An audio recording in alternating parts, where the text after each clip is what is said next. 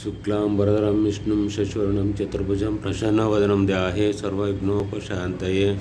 ಗುರುಬ್ರಹ್ಮ ಗುರುವಿಷ್ಣು ಗುರುದೇವೋ ಮಹೇಶ್ವರ ಗುರು ಸಾಕ್ಷಾತ್ ಪರಬ್ರಹ್ಮ ತಸ್ಮೈ ಶ್ರೀ ಗುರುವೇ ನಮಃ. ಎಲ್ಲರಿಗೂ ಶುಭೋದಯ. ಸೋಮವಾರ ಇವತ್ತು. ಎಲ್ಲರಿಗೂ ಶುಭೋದಯ. ನಾಡಿನ ಜನಗಳಿಗೆಲ್ಲ ಶುಭೋದಯ. ಆದರೆ ಇವತ್ತು ಸೋಮವಾರ ಆದ್ರೂ 6ನೇ ತಾರೀಕು ಮೇ ತಿಂಗಳು 2024. ಆದರೆ ಈಗ ಟೈಮ್ 8 ಗಂಟೆ. ಯಾಕೆ ಅಂದರೆ ಸೋಮವಾರ ದಿನ ಶಿವನ ವಾರ ಆಯ್ತದೆ, ಶನಿ ದೇವರ ವಾರ ಆಯ್ತದೆ. ಪ್ರತಿಯೊಂದು ದೇವ್ರಿಗೂ ಸೋಮವಾರ ತುಂಬ ಶ್ರೇಷ್ಠ. ಆದರೆ ಆ ಸೋಮವಾರ ಅಂದರೆ ಚಂದ್ರನಿಗೆ ವಾರ ಆಯ್ತದೆ.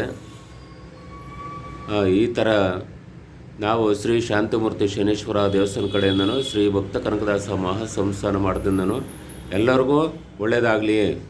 ಮಳೆ ಯಾಕೋ 2 ದಿನ ಕೈ ಕೊಡ್ತು, 2 ದಿನ ಬರ್ತಾ ಇದೆ. ಸೆಕೆ ತಡಿಲಾರದ ಜನ ತುಂಬ ಕತ್ತರಿಸಿ ಹೋಯ್ತಾ ಇದ್ದಾರೆ. ಈ ಎಲೆಕ್ಷನ್ನು ಬೇರೆ. ಈ ನಾಡಿನ ಜನಗಳು ತುಂಬ ಬುದ್ಧಿವಂತರು. ಏನು ಮಾಡೋಕ್ಕಾಗೋದು? ಅವರವರು ಕಲ್ತಿರೋದು ಅವ್ರಿಗೆ ಒಳ್ಳೆಯದು, ತುಂಬ ಒಳ್ಳೆಯದು. ಯಾಕೆ ಅಂದರೆ ದೇವರು ಒಂಥರ ಆದರೆ ಮನುಷ್ಯರು ಒಂಥರ ಇರ್ತಾರೆ. ಕಷ್ಟ ಸುಖಗಳೆಲ್ಲ ತಿಳ್ಕೊಂಡು ಅರ್ಥ ಮಾಡ್ಕೋಬೇಕು ಪ್ರತಿಯೊಬ್ಬ ಮನುಷ್ಯನು. ಇಷ್ಟೆಲ್ಲ ಹೇಳ್ತೀವಿ.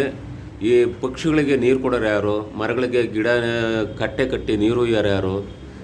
ಬೆಟ್ಟ ಗುಡ್ಡಗಳೆಲ್ಲ ಮರ ಗಿಡಗಳೆಲ್ಲ ಇದ್ದಾವೆ, ಅವಕ್ಕೆಲ್ಲ ನೀರು ಹಾಕೋರು ಯಾರು? ಭಗವಂತನೇ ಹಾಕಬೇಕು. ಪ್ರಾಣಿಗಳು ಅವು ಎಲ್ಲಿ ಹೋಯ್ತವೆ? ಅವಕ್ಕೂ ಅನ್ನ ಆಹಾರ ಬೇಕಲ್ವಾ? ಅವು ಏನು ಮಾಡ್ತವೆ? ಕಾಡಲ್ಲೆಲ್ಲ ತಿರುಗ್ತವೆ. ಅವು ನೀರು ಎಲ್ಲ ಹುಡುಕ್ತವೆ. ಅವಕ್ಕೆ ಎಷ್ಟು ಕಷ್ಟ ಇರ್ತದೆ. ಮನುಷ್ಯರಿಗೆ ಎಷ್ಟು ಕಷ್ಟ ಅಂದಮೇಲೆ ಪ್ರಾಣಿ ಪಕ್ಷಿಗಳಿಗೆ ಎಷ್ಟು ಕಷ್ಟ. ಮರ ಗಿಡಗಳಿಗೆ ನೀರು ಹಾಕೋರು ಯಾರು? ಕಟ್ಟೆ ಕಟ್ಟಿ ಉಯ್ಯೋರು ಯಾರು?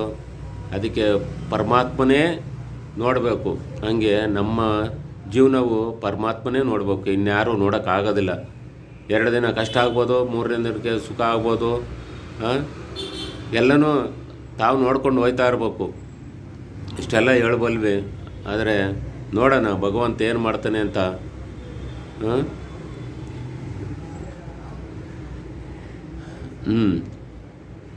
ಶುಕ್ಲಾಂ ವರದರಂ ವಿಷ್ಣುಂ ಅಂದ್ಕೊಂಡು ಭಗವಂತನ ನೆನೆಸಿ ಕೈ ಮುಗಿದು ಎಲ್ಲರಿಗೂ ಒಳ್ಳೇದಾಗಬೇಕು ಅಂತ ಹಾರೈಸ್ತೀವಿ. ಶುಭೋದಯ. ಎಲ್ಲರಿಗೂ ಒಳ್ಳೇದಾಗಲಪ್ಪ ಭಗವಂತ ಅಂತ ಕೈ ಮುಗಿದು ಕೇಳ್ತೀನಿ. ನಿಮ್ಮ ಗುರುಗಳಾದ ಶ್ರೀ ರಾಮಾನಂದ ಗುರುಗಳು